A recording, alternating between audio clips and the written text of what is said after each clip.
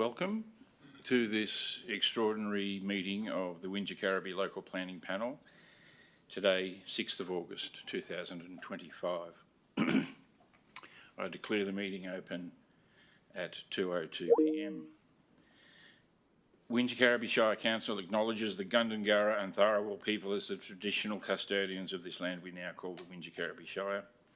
I pay my respects to elders past, present and emerging. I would also like to extend that respect to all Aboriginal and Torres Strait Islanders present here today. My name is Stephen Layman and I'm the chair of today's panel. Also sitting on the panel today are expert members Linda Kelly to my left and Graham Brown to my right, with community member Anthony Nell to my far left.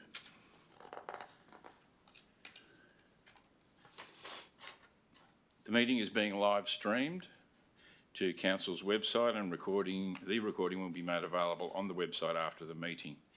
At this point, could I ask everybody to turn their mobile phones to silent if you haven't done so already? Thank you. For today's meeting, there are no apologies. We have a full complement on the panel today. No declarations of interest have been made, and I would ask each panel member just to confirm by signalling that hasn't changed between now and the meeting. No, I have no conflict. No conflict? No conflict. Nothing all right? No, thank you. Thank you. The procedure for the meeting is that the Council website contains a copy of the operational guidelines for panel meetings, but I will summarise the most important points. The panel is charged with one planning proposal, item 5.1, and in the public meeting today, 3 items for development matters, rather 2 items for development matters, 6.1 and 6.2. So we have registered speakers for item 6.1 and 6.2. Item 6.1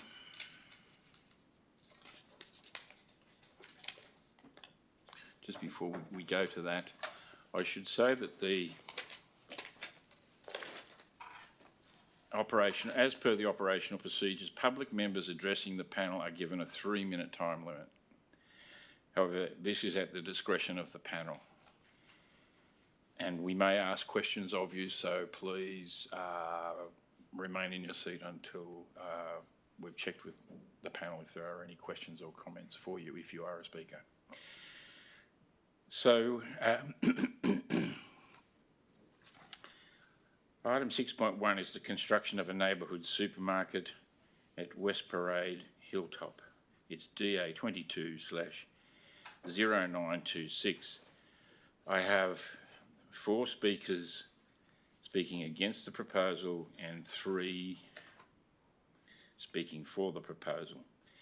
Before I call on the first speaker against the proposal, I'd like to call on Council's planner to explain to the meeting some of the background to this matter, which has been going on for an extraordinarily long period of time, unusually long. And I think it warrants an explanation. Could you, Bryce? Thank you, Chair. Background and detail to DA 2022/0926. The subject DA was lodged 22 November 2021 for the construction of a single-storey neighbourhood supermarket and food and drink premises, including 10 car parking spaces and associated landscaping and civil works. The proposal had a total floor area of 274 square metres. A request for information was issued to the applicant on the 23rd of December 2022. Further correspondence was issued to the applicant on the 28th of August 2023, and it was advised that there was insufficient information to further assess the proposal. As such, the applicant was advised to withdraw the application by 4 September 2023. In June 2024, the applicant had yet to withdraw the application and was further advised to withdraw the DA based on the issues previously raised. The applicant advised Council that they had not received a comprehensive list of outstanding issues and that they would attempt to promptly resolve all matters. On 5 and 10 July 2024, the applicant provided revised supporting documentation to Council by the New South Wales Planning Portal, which was issued to technical, referral and planning assessment staff. In accordance with Council's since adopted community engagement strategy, the amended documentation was not required to be placed on re-notification, as the amendments address the concern raised by Council in the information request, and they are considered to be of a lesser impact than the original development as proposed. This included, but was not limited to, the following: removal of the takeaway food and drink premises and overall reducing the floor area of the building from 274 to 246 square metres, a reduction of 28 square metres. Increase in the amount of vehicle parking spaces from 10 to 12 to now make the development comply with the development control plan. Increase in the driveway entry to 7.5 metres wide and the exit increase to 4.5 metres wide. A total of 11 submissions were received for the development application under the original notification period, all of which have been considered in the assessment of the application outlined in page 19 of the agenda. That included a petition with 125 signatures. Finally, I would like to correct an error in the report on page 27 of the agenda, which states the proposed development does not satisfy all statutory provisions of the Windsor Carriby LEP, by stating the proposal does satisfy all statutory provisions of the Windsor Carriby Local Environmental Plan, as demonstrated in the table in the report. Thank you, Chair. Thank you. I'll now call on the first person on my list, Peter Costigan, Hilltop Community Association. Is Peter here, please? And can he come forward? Come forward, please. Take a seat. I'm speaking against, not for. I beg your pardon? My apologies. You're against. I beg your pardon.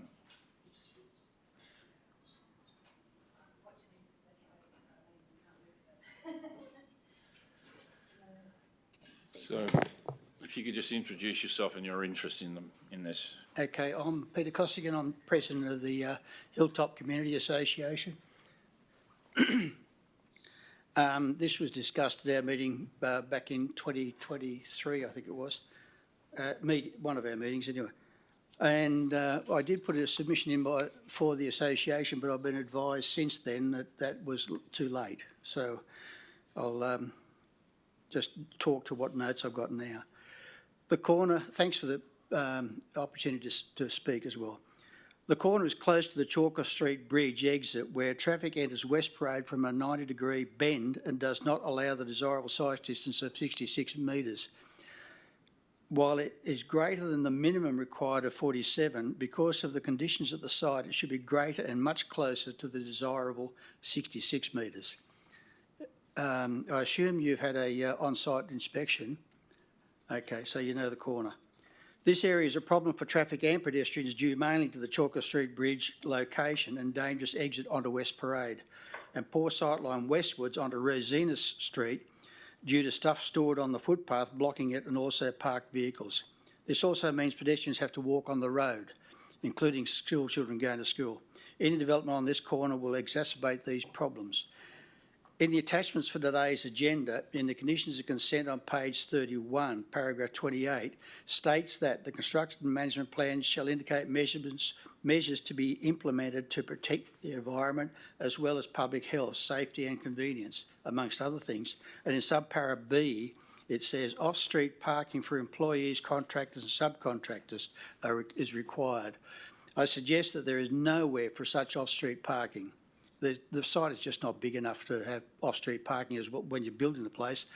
And if the DA is approved, council must ensure that the public reserve opposite doesn't become, on the eastern side of West Parade, is not used as a parking or storage area for the development. For delivery vehicles, the DA states that the swept path is considered acceptable as a medium rigid vehicle is likely to only visit the site once a day and can be conditioned to arrive outside peak periods. This is not the real world. In the real world, stores are notified, this is people getting deliveries, are notified when deliveries will happen and are given a time window when they're supposed to happen, but often it is not delivered within that time window. Stores have absolutely no say in when deliveries happen. This questions if the swept path for the medium rigid vehicles is acceptable as suggested in the DA. The conditions of consent state a requirement that a well-defined building entrances which are clearly visible from the street shall be provided amongst other safety by design principles. But the response says that the proposed entrances are well located and as such clearly visible from the car park. That's not exactly visible from the street, especially as the entrance is on the side street, Rosina, and until residents get used to it being there, most likely will enter via the West Parade exit, as will strangers to the village. When considering the public interest, council should consider the impact on existing businesses. There is already a supermarket about 200 metres away which will be in direct competition. It is unlikely that the village can support two such businesses and one or both may fail. It is clearly not in the public interest, especially if they both fail. That means we won't have a supermarket at all. Thank you very much for your attention. Thank you. Just maintain your seat for a minute. I'll ask the panel if they have any questions of you. Sure. And what did you want to say? I've got copies of that if you want. Yes, we'll take a copy. Thank you if that's what you've referred to. Thanks, Liz. Any questions or comments from the panel of this speaker? Thanks very much. Okay, thank you. Mr. Costigan.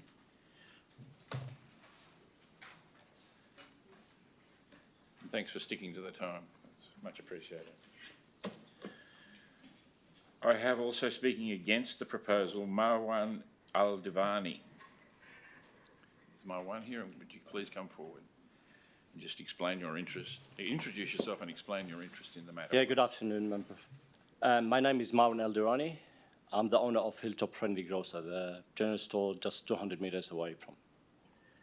For the past 6 years, I've been proud to serve this community, not just as a shopkeeper, but as a neighbour and a contributor to the local fabric of Hilltop. I want to be clear, this is not an objection to growth. I strongly support thoughtful development that meets real needs and strengthens the character of our village. But this proposal, a second near identical supermarket just 200 metres away from the existing one, raises serious concerns, not from a competitive standpoint, but from a community resilience and a planning perspective. Hilltop is home to around 2,800 people, and we already have a full-range convenience store serving local needs. A second store of the same kind doesn't increase choice. It duplicates it, and it brings added strain on our limited local roads, especially around school time and during peak periods. Even though a traffic study was submitted, it reflects conditions before the store opens and may not reflect the real-world impact once daily deliveries, staff parking, and customer flow increase. This kind of duplication is not just inefficient, it can be detrimental to the long-term health of the town centre. When local businesses become unviable, it can lead to job loss, vacant premises, reduced local services, and weakened town centre, which planning policies usually aim to avoid. If Hilltop is to grow sustainably, we should be encouraging complementary land uses that support diversity and local needs, not a replication of what already exists. That approach offers more genuine choice, supports more local jobs, and keeps more spending in town. I understand this DA may tick certain boxes on paper, but I urge the panel to consider whether it aligns with the strategic intent of local planning instruments, which often aim to encourage vibrant, sustainable, and diverse centres, not fragmented or duplicated ones. Please consider the long-term impact of the economic of social fabric of Hilltop and whether this proposal generally adds value or simply adds strains. Thank you for your time and thoughtful consideration. Thank you. If you just maintain your seat for a moment. Any questions, panel? Any questions? None from me. Thank you for your Thank you so much. Thanks very much.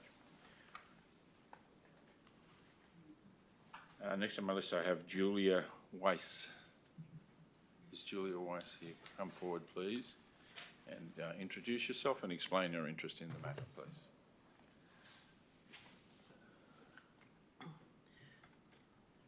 My name is Julia Wise. I'm a resident of Hilltop.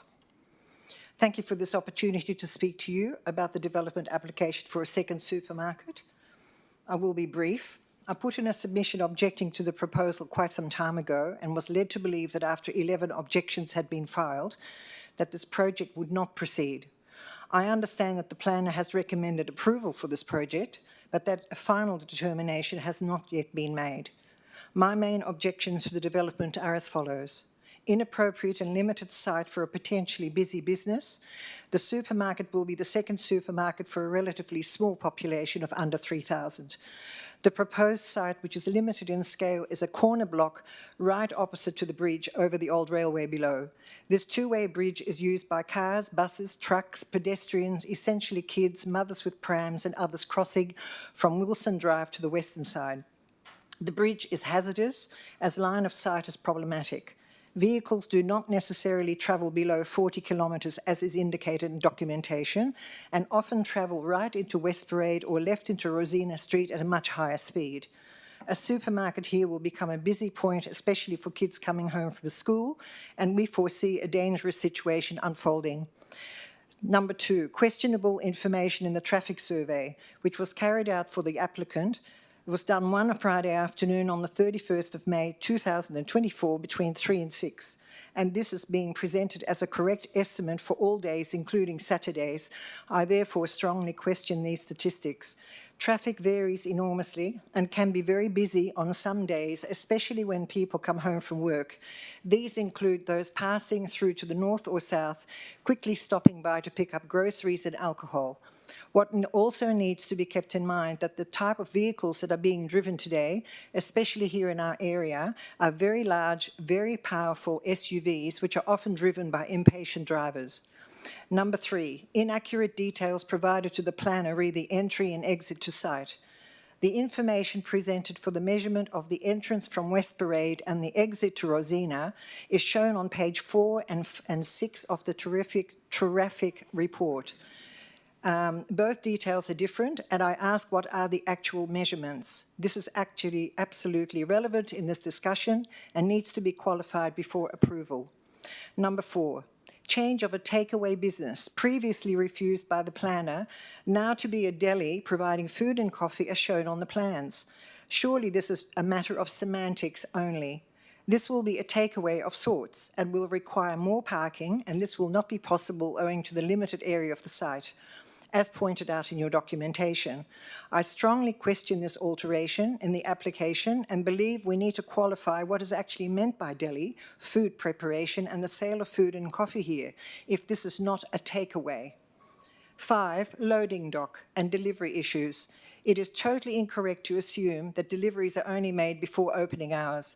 As is experienced by our established supermarket, trucks will arrive according to their own schedule and different items will be delivered by different delivery trucks throughout the day.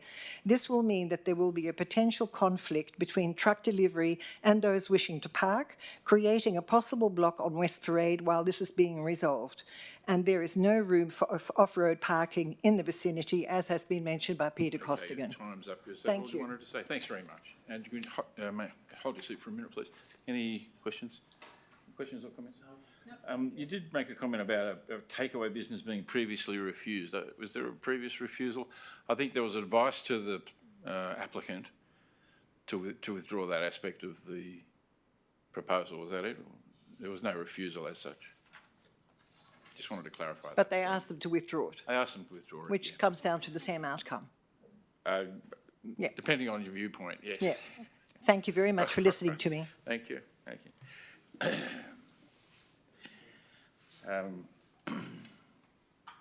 Our last speaker against the proposal, Yvonne Larkin. Is Yvonne Larkin? She's an apology. Oh, okay. Okay. Speaking for the proposal, I have 3 people. First is Eddie Durrani. Is Eddie Durrani? No? Not here? Second person I have is an representative of the applicant, Ian Camison. Camerson? Cameron, okay. This is... I'm here, but I elected not to speak. Okay, so you're here to answer any questions? Is that it? Are there any questions for the applicant from the panel? No questions at this point anyway. Okay, thank you. Also, Paul Sembrano. Is there a Paul Sembrano, an applicant representative? Not here?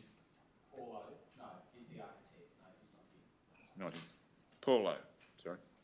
Paulo. Okay. Thank you very much. The panel will deliberate having regard to those submissions, and we'll be announcing our decision later this afternoon.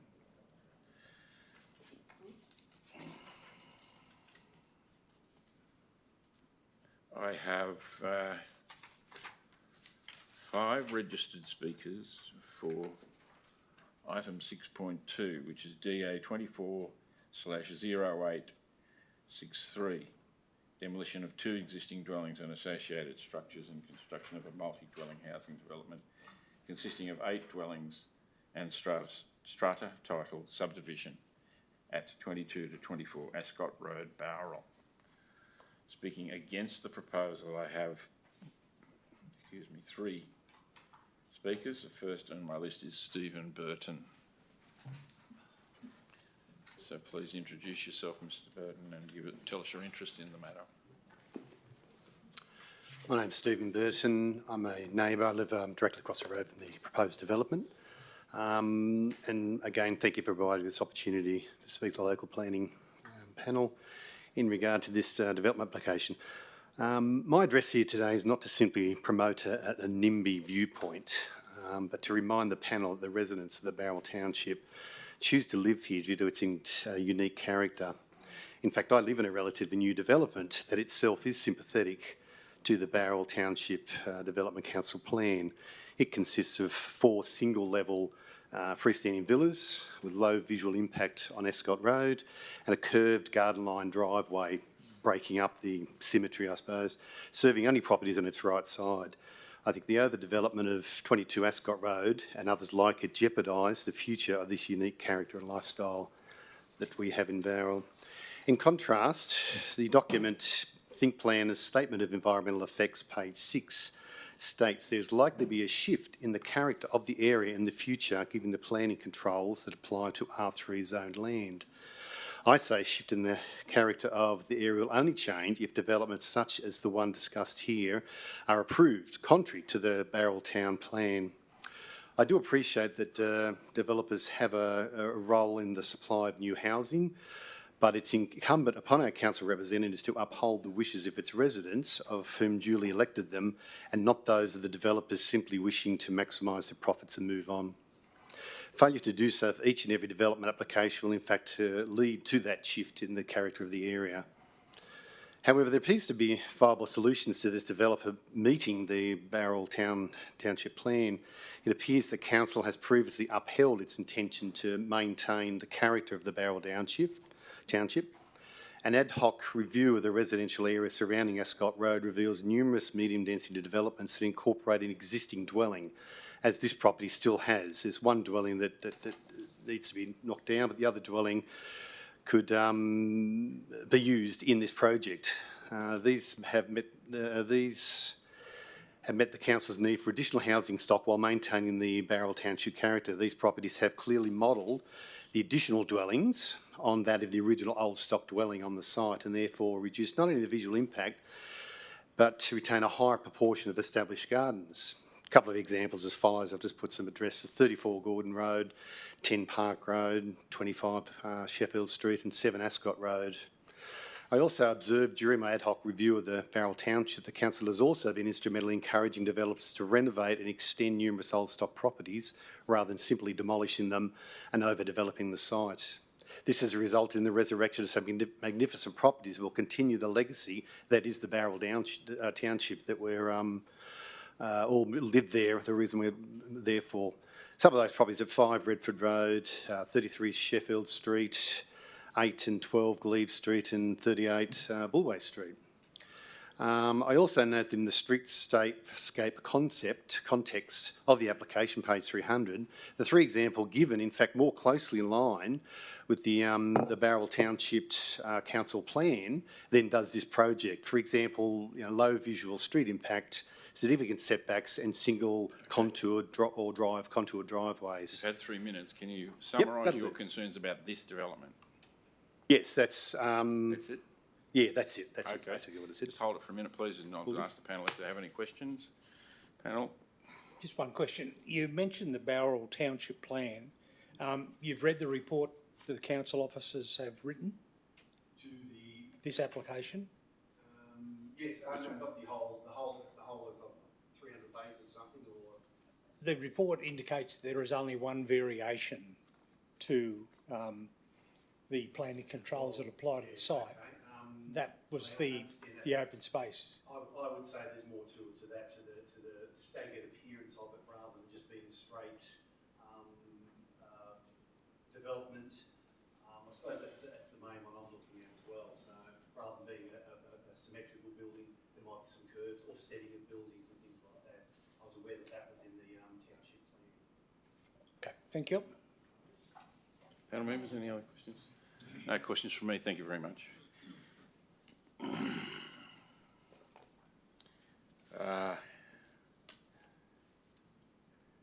Next, speaking against the proposal, I have Alan Mills. Come forward, please, Mr. Mills. Introduce yourself. Tell us your interest in the application. Good afternoon. My name is Alan Mills. I live directly next door to the proposed development at 26. Do I repeat? No, 20, so that's to the east. 26, Yep. yeah. So right next door, if you've been out there to do a site inspection with a blue cottage next door. I'll go straight to the point. In April, council sent an RFI to the applicant stating per C3.15.1 of the Bowral Township Development Control Plan, 50% of the site is to comprise open space and be landscaped. The current design only proposes 40%. This shortage of landscaped open space is inconsistent with the objectives of the relevant control, indicates an overdevelopment of the site, and is not compatible with the character of the area. It would set an undesirable precedent.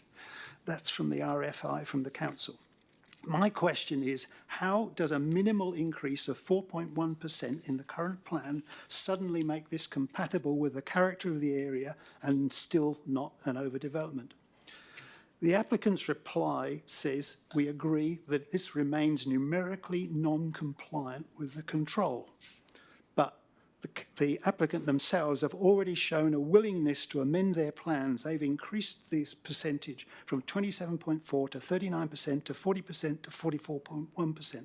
My feeling here is that why not go further and make it fully compliant? Council answers this by saying that the reason for accepting or approving at this stage is the extent of the variation is numerically minor in relation to the total site. Well, let me show you. 59% is not minor. I submitted to the council some diagrams which I composed, one of the central square kilometre of Bowral and the other of Bradman Park, both notable areas, and I blocked out 5.9% of those so you can see. If you're taking Bowral, you go Bong Bong Street, you would lose Bulway Street to Winge-Carraby Street, including the Empire Cinema, Bowral Bookshop and Gumner. All of that block would go if it was 5.9%. Bradman Park, minus 5.9%, a big white area in the middle, the Don would not be too happy. As for the proposal itself, half of dwelling number 1 and 1.2 metres on either side as for an extra side setback is the amount that you're talking about when you talk about 5.9%. The applicant says this is still generous, and I would like to disagree with that and say that 50%, as in the council plan, would be generous, if not more. Personally, this affects us considerably. Currently, next door, we enjoy the sun. Now, in the afternoons from 1 o'clock, we will have no sun, no more afternoons sitting out on the deck, no more views on that side, no sunsets. We have a loss of privacy, despite what the assessment says and the agenda. The large sliding glass doors are directly opposite our bedroom and first bedroom and bathroom from 2 metres away. Plus, there will be 4 times the traffic and noise, visitors and traders in 3 spare spaces. So I don't think anyone in this room would want that right next to them. But that is not my main objection. My main objection is to the wider impact on Bowral. I note that if you look at the future forecast for the next 20 years for Bowral, there's a growth of 45% predicted in the number of dwellings. That's 2,300 dwellings by the year 2046. 2,300 times 5.9%, that's a pretty big loss. Okay, you've had your 3 minutes. Can you wind it up? Wind up? Okay. What's going on? Solution. Simple. Let the applicant do what the applicant has done before and another minor increase. Thank you. Thank you. Just hold your seat for a minute. Any questions? Any questions? So you said that no afternoon sun and loss of sunsets from your Yes. western boundary. You have a high hedge of trees. We have a hedge on that side, which does not go as high as this building will go, and the hedge will be in danger from the new development because it is already one that you can see through. So It is already suffering from lack of water. I think afternoon sun is really going to be controlled by the existing development adjoining further to the west. No, if you look at the shadow diagrams, it directly goes over our house and our garden and our deck, right out to the other side, completely from about 1 p.m. onwards. Whereas at the moment we have sun. Okay. All right. Thanks for that. Okay. And, Thank you for your thank time. you, mate. Third speaker against the proposal, Rodney Farrow.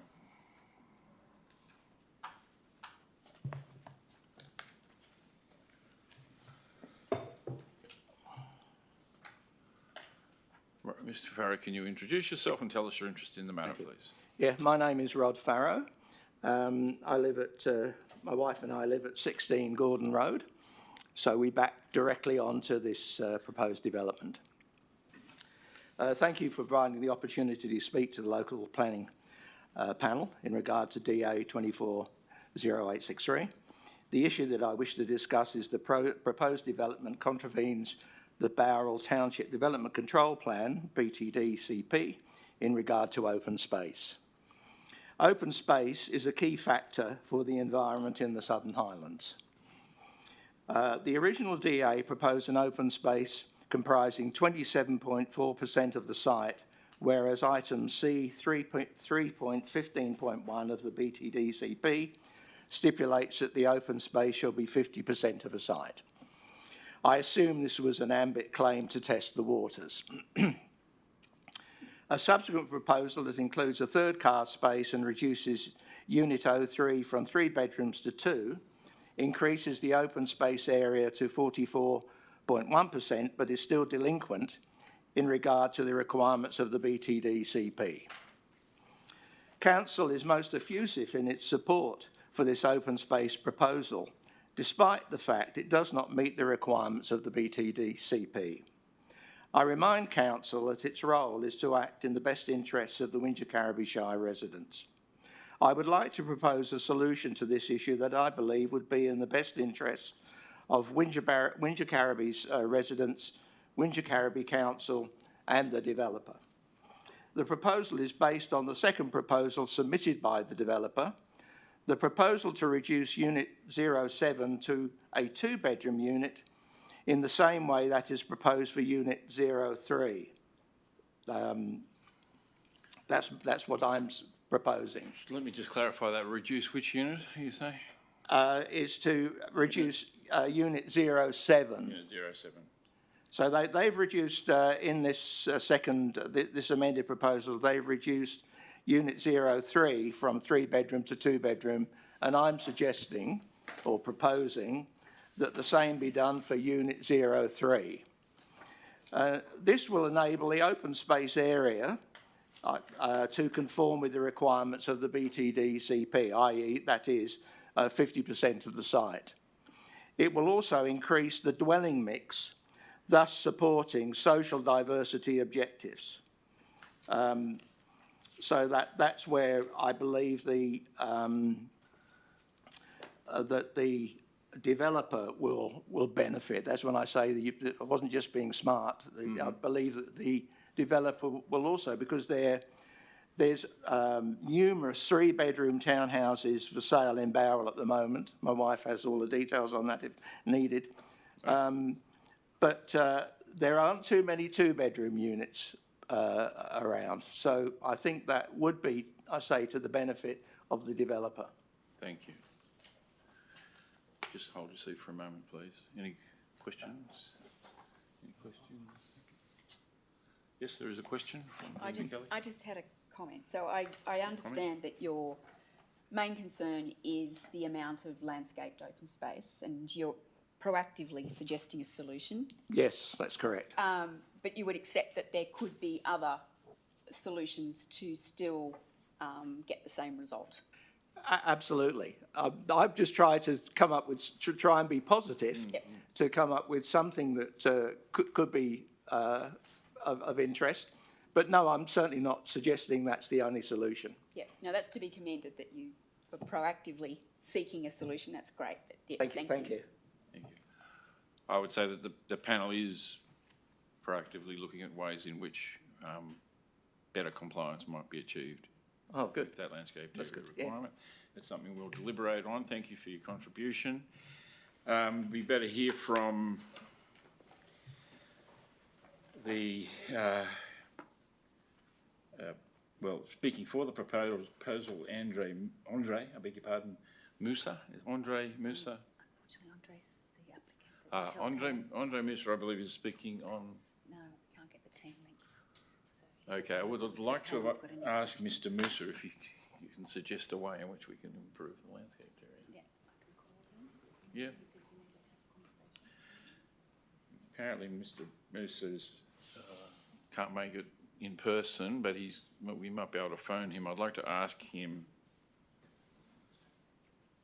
to respond to that suggestion from Rodney Farrow.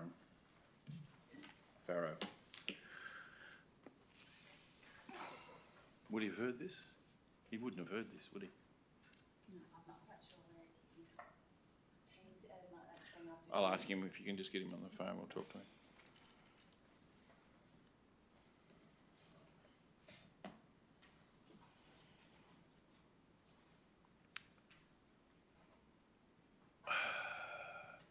I'll ask you just please to bear with us while we try and get hold of the applicant to see if he's prepared to consider what's been put.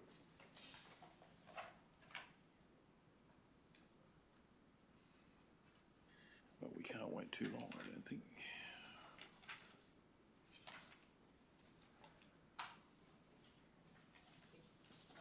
Andre's now on loudspeaker. Am I speaking to Andre Musa? You are, thank you. Yeah, this is Stephen Lehman. I'm the chairman of the panel. Hello, Stephen. We've just had a series of speakers in relation to your proposal, and they're concerned about the deficiency in landscaped area, amongst other things. But the common theme seems to be concern about compliance with the DCP control for landscaping. And one of the suggestions was that if Unit 07 was amended as per Unit 03 has been amended, there would be a significant increase in landscaped area. Yeah. Do you have a response to that, or do you have any other suggestions? Yes, I do. So, firstly, it's important to note that we have worked with council in relation to the open landscape control. And as you can see, the initial proposal was quite deficient in that control. However, in considering council's position on this, we have increased it a number of times. We understand that, to, yep. to get too close, and it is actually very consistent with other R3 developments of very similar scale and character, where none of them have achieved the 50% open space control. Now, this is maybe got to do with a couple of reasons. One of the major reasons being that vehicular access, so car park access, is not considered as open space. Now, if we do consider the car parking as open space, so open to the sky essentially, not landscaped, the proposal sits beyond 50%. It's specifically excluded from open space in the DCP. I understand that. And also to further that, with the current 44.1%, there is sufficient amount of landscaping and deep soil afforded to the site for the purpose of grass areas, shrubs, and opportunity for mature trees to thrive. Okay. All right, look, And when we talk, sorry to cut you, and when we're talking about the actual building footprint itself, I know it's silent in council's DCP controls. We are talking about a building footprint that takes up the whole site of 40%. So the built upon fabric or footprint is only 40%. When you're saying built upon, you mean within external enclosing walls? Exactly right. Not yes. the patios that are covered with roofs. So excluding the patios. Yes. Excluding the patios, because the patios are also They're contributory to the open space area. That's right. We understand that. Yeah. But yeah, we're talking purely just built upon areas, physical walls. Okay. And then and further to that, there was a note from one of the objectors about an overdevelopment. I can't possibly see this as an overdevelopment when we are actually under the FSR requirement. Right. So council's FSR is 0.5 to 1. We are actually sitting at 0.48 to 1. So something is not correlating. Obviously, for an R3 zone development precinct, 50% is quite generous. We understand that. It's great. And it's not as though we are proposing something that is very deficient. We are less than 10% in variation. Understood. Okay, look, I think you've made your point. I don't think you need to go on any further. I've just asked you if you could suggest measures. So the answer is the suggestion of reducing one of the units from 3-bedders to a 2-bedder. I don't think that's necessary. You think it's onerous? Okay. I think it's sufficient. It's onerous. All right. Absolutely. Thank you. Thanks very much. Much thanks for your time. Righto. You're welcome. Bye. Okay. Thank you. Well, I hope you heard that. That's the applicant's response. We need to now go away and deliberate, having regard to what's been said by everyone, by those for and those against. So we're aware of your concerns. We're mindful of precedent. I shouldn't say too much more, but other than to say thank you very much for your attendance. You've all been heard, and we will give what you've said consideration before we make our determination, which will be later today. We'll return to this room and announce that. And you can watch that on the live stream, or you can wait if you wish. But I can't say what time we'll be back at this stage. So thank you. Thanks to the panel. Thanks to the speakers. That concludes the public part of the meeting at 3:47 p.m. We will now deliberate and return later. Thank you.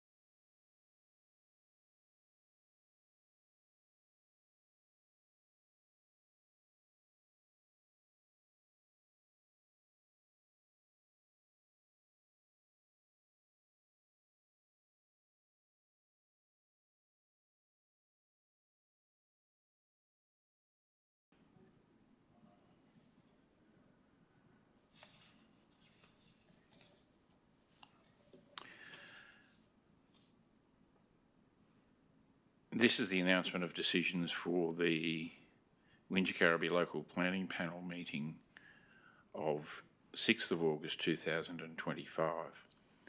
The panel has returned from its deliberations and has made the following determinations.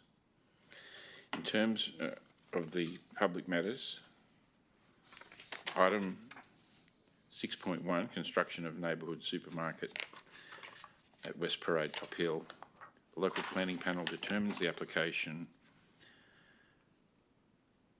22/0926 for the construction of a single-storey neighbourhood supermarket to include car parking and associated works at Lot 1 DP 119965, Lot 22 and Lot 23, Section 26 DP 1262, known as West Parade Top Hill 2575, by way of approval, subject to the conditions provided in attachment 1 of this report.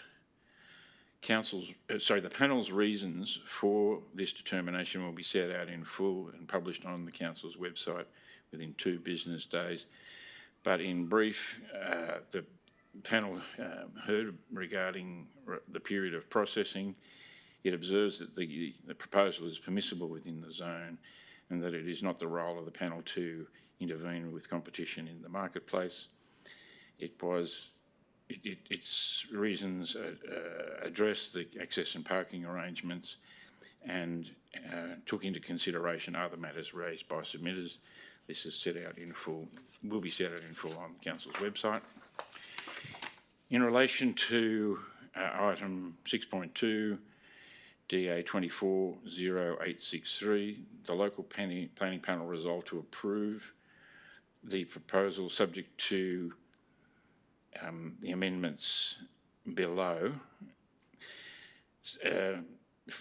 of development application number 24/0863 for the demolition of 2 existing dwellings and associated structures, construction of multi-dwelling housing, 8 two-storey dwellings, and with 7 consisting of 3 bedrooms and 1 consisting of 2 bedrooms, as well as associated earthworks, landscaping and stormwater works, and strata title subdivision for the removal of 8 trees and shrubs at 22 to 24 Ascot Road, being lots 1 and 2 in DP 569585 Bowral, subject to the recommended conditions in attachment 1 and additional conditions recommended by the panel.